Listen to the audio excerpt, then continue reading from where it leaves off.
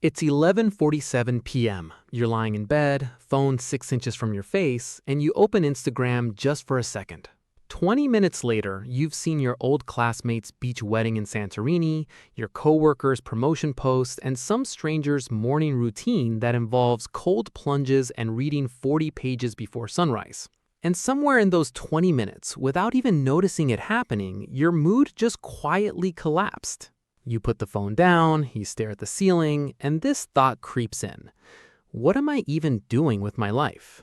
Here's the strange part. Nothing bad actually happened to you tonight. Nobody insulted you, nobody rejected you, you just looked at other people's lives. And that alone was enough to make you feel smaller.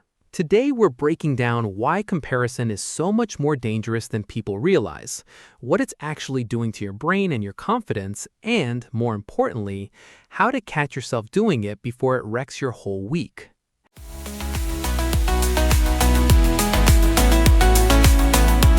Hello, everyone. Welcome back to the podcast where we take big, messy human topics and make them simple enough to actually use in your real life. I'm Alex. And I'm Maya, and this is the podcast where English meets real talk about the things that quietly run our lives, like apparently other people's highlight reels. Maya, I have to admit something. I did the thing last night, the scrolling in bed thing. Oh no, what happened? Self-deprecating. I saw a guy I went to university with. He just bought a house, a literal house. And I'm sitting there in my rented apartment thinking, I'm behind. I'm so behind. And here's what's wild. You probably felt that in your body, like an actual physical drop. Yes, my stomach just sank. That's not you being dramatic. That's not weakness. That's your brain running a very old, very specific program. And today, we're going to open it up and look at exactly how it works. So let's start with the honest question. Why does seeing someone else's success feel like a personal loss, even when it has literally nothing to do with you? Right, like his house buying has zero effect on my life. My rent didn't go up because of his mortgage. Exactly, but your brain doesn't process it that way. Humans evolved in small tribes, maybe 50, 100 people. In that environment, your social ranking mattered for survival. If you fell behind the group, that could mean less food, less protection, less of a chance to pass on your genes. So comparing yourself to others used to be useful? It used to be a survival tool. Your brain was built to constantly ask, where do I stand compared to the people around me? That's called social comparison theory, and it's completely normal. The problem is the scale changed, but the wiring didn't. What do you mean by the scale changed? Before most of human history, the people around me meant your actual village, maybe a few hundred people tops. Now, the people around me means every curated, filtered, best possible angle version of millions of humans on the planet. So my brain is comparing my real, messy, unfiltered life to the highlight reel of basically the entire world. That's the trap. You're not comparing yourself to reality. You're comparing your behind the scenes to everyone else's trailer. This reminds me of a story. My friend Daniel, brilliant guy, runs his own small design studio, told me something that really stuck with me. What happened? He said for years he followed this one designer online, incredible portfolio, huge following, always posting about landing another dream client. Daniel started feeling like his own work was mediocre. He almost quit freelancing entirely. Almost.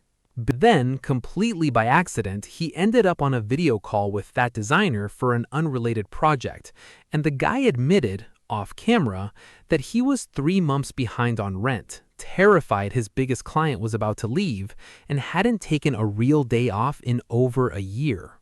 Wow. Daniel said it was like someone turned the lights on in a room he thought was beautiful, and it turned out half the furniture was broken. That's the part people forget. You're never comparing your full story to someone else's full story. You're comparing your full story, the doubts, the bad days, the bills, to their highlight reel. It's not even a fair contest. It was never designed to be fair. Okay, so if this is an old, ancient brain wiring thing, why does it feel so much worse now than it probably did for our grandparents? Great question. 3 reasons. First, frequency. Your grandparents might have compared themselves to their neighbors a few times a week. Now you're doing it dozens of times a day, every time you unlock your phone. Second, Second, selection bias. People don't post their Tuesday afternoon arguments or their anxiety at 3 a.m. They post the promotion, the vacation, the engagement ring. You're building your comparison dataset entirely out of everyone else's best 5%. And third, And third, and this one's sneaky, algorithms are literally designed to show you content that triggers an emotional reaction because emotional reactions keep you scrolling, and comparison is one of the most powerful emotional triggers there is. So the system isn't neutral. It's mildly optimized to make you feel like you're falling behind because that keeps you engaged. That's honestly kind of unsettling. It is, and here's the real cost. Beyond just feeling bad for an evening, chronic comparison rewires how you set goals. Instead of asking, what do I actually want? You start asking, what would make me look like I'm not behind? Those are two completely different questions, and one of them will never make you happy because there's always someone further ahead. so even if you win, you don't feel like you've won. Exactly. The finish line keeps moving because it was never your finish line to begin with. It belonged to whoever you were comparing to that day. Okay, so how do we actually catch ourselves doing this in real time? Because knowing it's happening and stopping it in the moment feel like two different skills. They are, and the good news is it's absolutely trainable. First step, name it out loud, even just in your head. When you notice that stomach drop feeling, literally say, "This is comparison, not truth." That tiny sentence interrupts the automatic spiral before it fully takes over. So you're basically catching your brain in the act. Exactly. Second, ask yourself one specific question. Am I comparing my whole life to their highlight reel? 9 times out of 10, the honest answer is yes, and just naming that mismatch takes a lot of power out of it. What's the third one? And third, and this one's the P one, emphasize the redirect the comparison inward. Instead of, how do I compare to them, ask, how do I compare to who I was 6 months ago? That's the only comparison that's actually fair because it's the only one where you have the full story on both sides. That's such a small shift in wording, but it completely changes the question. It does. And honestly, the goal isn't to never compare yourself to anyone ever again. That's not realistic. It's wired into you. The goal is to notice it faster, question it quicker, and stop letting somebody else's curated Tuesday decide how you feel about your entire life.